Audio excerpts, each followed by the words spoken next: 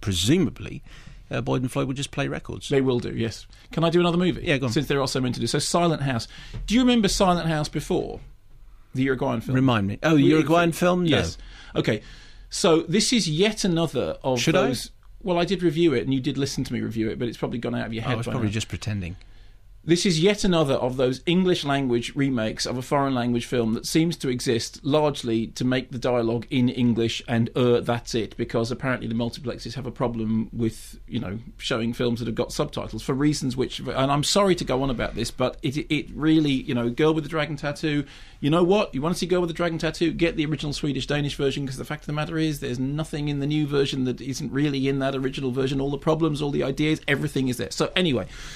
The whole gag of the original film was that the tagline was "Real terror, real time," that it's all shot in one take. Story is, a young woman turns up at a house, a creepy house. The title "Silent House" gag, because the house is anything but silent. She turns up there with a father. Stuff is happening around the house. They've been intruders. She starts hearing sounds around the house, and the next thing you know, bad stuff starts happening. The camera is with her all the time, first person. We see everything from her point of view playing out in real time, and all these events unfold apparently in one shot. Now, obviously, it's not actually done in one shot. I mean, this is a nod to Hitchcock to some extent, but all the way through, the film has cuts in it. But it's constructed as it is a technical device, which is it's all done in one shot. So now we move that over to America. We remake the whole thing in English language with Elizabeth Olsen, who is absolutely brilliant in Martha May, Marcy Marlene. Story is she arrives at the house with her dad. Somebody weird turns up. There's bad stuff happening in the past. Here's a clip. How long's it been since you were out here? A long time. Years. I come by once in a while and I've seen other people here. Never you. Yeah, other family come out now and then, but no one's really been here this last summer. But except for the people who keep breaking in and messing the place up. It was terrible. Yeah. Well, they broke almost all our windows. My uncle had to call the police to run them off. And... So what are you doing here now? We're fixing it up. You're gonna sell it? That's too bad. So... now redone from the makers of Open Water, which was quite another interesting one gag story. The people are abandoned, they're in the open water. That is the whole story. The problem with it is this. Firstly, that gag about it's all done in one shot was a contrivance the first time round.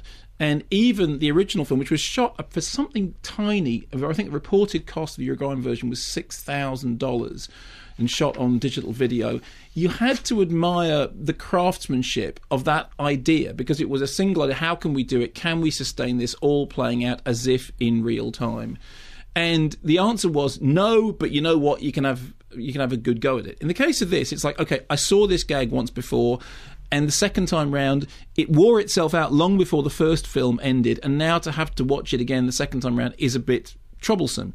A lot of people who will go and see Silent House will not have seen the original, to which the only thing I can say is you should have seen the original, and there's no excuse. It's not like, oh, I'm going to go and see the remake when I should have seen the original. No, go and see the original. The other problem is that Elizabeth Olsen is a really, really great actress, and she was fantastic in Martha May, Marcy Marlene, but she suffers here from the Michael Bolton problem, which is... Bad hair? No, not bad hair. Warbly voice? No. Lack of hits recently?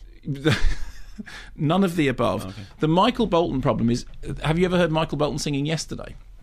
Or whatever it is. Michael Bolton's problem is that he goes from 0 to 60 in the second line. Yesterday. Wow, my trouble! It's like, where are you going to go from there? You're halfway through the second line too soon. of the... Exactly, you've peaked too soon. In the case of Silent House, very, very early on, she descends into screaming hysteria and shaking, which she does absolutely brilliantly, which she then has to sustain for the rest of the movie, and it's the best part, 90 minutes.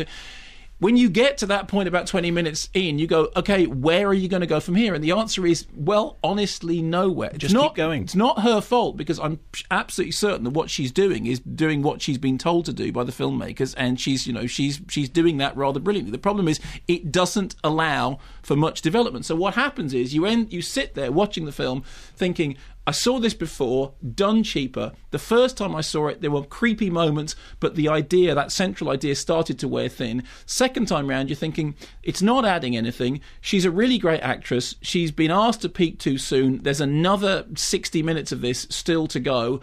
You start thinking about Blair Witch and remembering just how scary Blair Witch was the first time. You start thinking about Wreck and just what a mess they made of Wreck the second time round.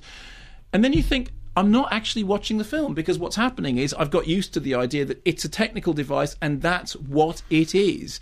And it, in the end, it suffers from that greatest problem of a horror movie, of not being scary. You know, we were talking before about comedies have to make you laugh. Well, a horror movie has to be scary. And if you're just being impressed by oh, that's clever, they've managed to get the camera in and out of that room and all the way around without catching sight of the cameraman in the mirror, and blimey, she's been on camera for the whole time and she's doing a really good job, but that's not enough. What you want is the suspension of disbelief, and you don't get that. And you know what? See the original. There's no reason to have redone it. And the original has a problem with the end, and this has exactly the same problem with the end, that you go... What's the end then? I'm not telling you, because I'll be told off for giving away plot spoilers. Some movies...